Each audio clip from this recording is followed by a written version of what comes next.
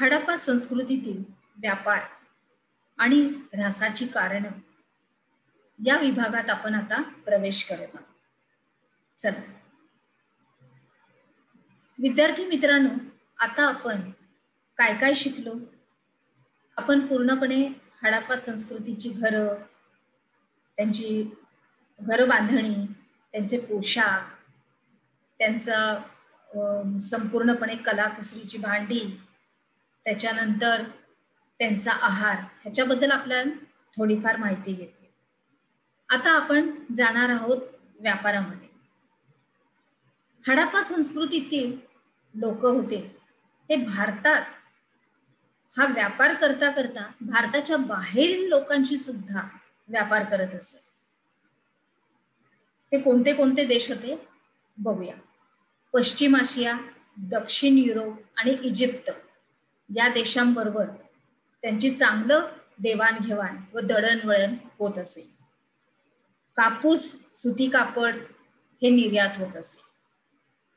अजून बघा, काश्मीर, दक्षिण भारत, इराण, अफगाणिस्तान, बलुचिस्तान येथून चांदी, जस्त, मौल्यवान खडे, देवदार लाकूड इत्यादी वस्तू आणल्या जातात. ह्याच्यावरून आपल्याला दिसून येतं की हडप्पा संस्कृतीतील लोक व्यापार हा अगदी जोमाने करत असे आणि व्यापारामधले त्यांचं स्थान हे अगदी मजबूत होतं. आणि परदेशांशी चालणारा जो व्यापार होता हा खुष्कीच्या आणि सागरी मार्गाने होत असे. मी तुम्हाला सांगितलं, आपण खुष्कीच्या मार्गाचा ह्याच्या अगोदर अभ्यास केलेलाच आहे. शिवाय सागरी मार्गाने सुद्धा दळणवळण होत असते आणि अशा रीतीने ह्या दळणवळणात एकमेकांशी परस्पराशी संबंध येत असे. त्याच्यामुळे त्यांची संस्कृती, आपली संस्कृती ह्यांची पूर्णपणे एकमेकांना ओळख होत असे.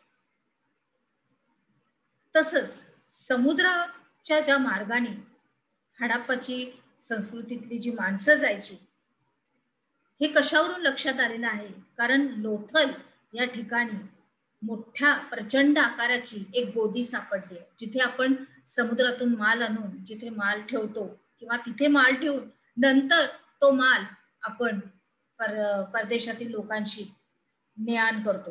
ती गोदी ती मिळालेली आहे आणि याच्यावरून अनुमान निघण्यात आलेला आहे की समुद्राच्या मार्गाने जो व्यापार व्हायचा त्याच्या प्रमाण हे अतिशय मोठ्या प्रमाणात होते. आता पुढे आपण एक चित्राच्या द्वारे आपण हे बघू शकतो की हडप्पा संस्कृतीचा व्यापार हा अरबी समुद्राच्या किनाऱ्याने चालत असे. तुम्ही बघू शकता किती सुंदर असं हे शहर आणि ते बंदर समुद्रातलं आणि ने-आण होत असे. त्या काळी सुद्धा अतिशय व्यवस्थित सुरक्षितरित्या बोट वगैरे निर्माण करून त्याच्यामधून संपूर्ण माल हा सुरक्षितरित्या नेला जाईल आणि आणलाही जाईल.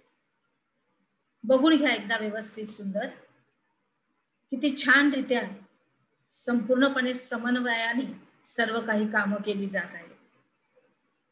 बघितलं? चला आता पुढे जाऊया. तर विद्यार्थी मित्रांनो, आपण हे सगळं बघितलं असताना इतकी ही भरभराटायला आलेली हडप्पा संस्कृती, इतकं एक कलाकुसरीची माणसं तिथे होते, कारागीर होते, इतके उत्कृष्टरित्या त्यांनी संपूर्णपणे समन्वय साधला होता प्रत्येक ठिकाणी. मग ह्याच्या ऱ्हासाची कारणं काय आहे? आपण आता त्याचा अभ्यास करूया. तर त्याची कारणं आपण इथे दिसली आहेत आपल्याला. येणारे महापूर, कदाचित भरपूर महापूर येत असल्याने, पाऊस प्रचंड प्रमाणात झाल्याने, महापूर येण्याने, बाहेरून येणाऱ्या टोळ्यांची आक्रमणे. साहजिक आहे, इतकी भरभराट आणि इतकी समृद्धी असलेल्या ठिकाणी बाहेरील काही आक्रमक टोळ्या होत्या ज्या शत्रूच्या रूपाने त्यांच्यावर येऊन आक्रमण करायचे, त्यांना लुटून न्यायचे. त्याच्यामुळे सुरक्षितता साहजिकच कुठेतरी कमी पडली असे. म्हणून त्याच्यानंतर व्यापारातली घट, कधी कधी महापूर, कधी कधी जास्त समुद्राला उधाण आल्यावर काही मालांचं नुकसान होत असे आणि त्याच्यामुळे व्यापारात घट होत असे. पर्जन्यमान कमी होणे, कधी कधी दुष्काळ पडत असे आणि दुष्काळामध्ये पिकं कमी येतात. पिकं कमी झाल्यावर मग कापूस हा जो पीक आहे हा कशा रीतीने ने-आण करणार, कारण दुष्काळच पडला तर ते लोक पिकं पण घेऊ शकत नसेल.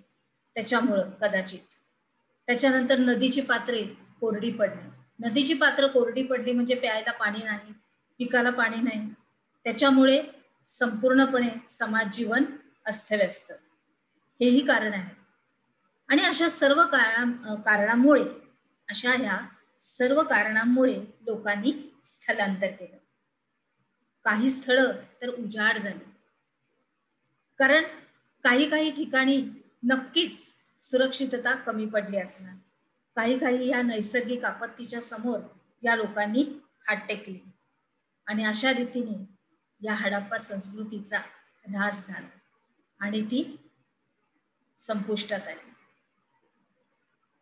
इतके चांगले लोक, इतके चांगले कारागीर, इतकी चांगली कला, परंतु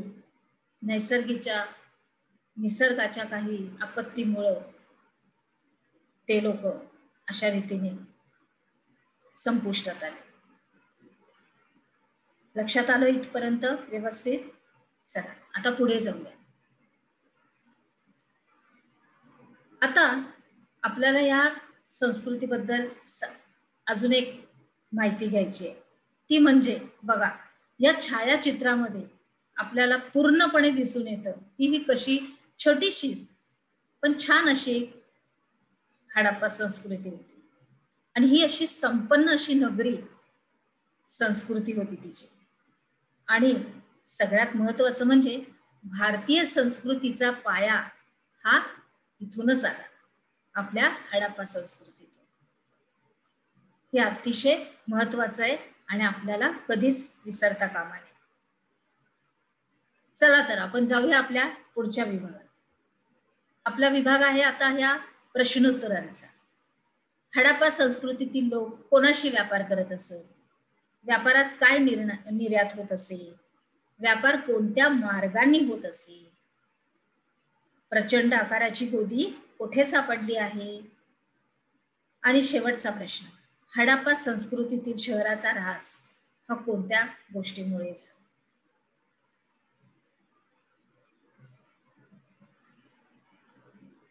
चला तर मग आपण आपल्या पुढील विभागात जाऊ.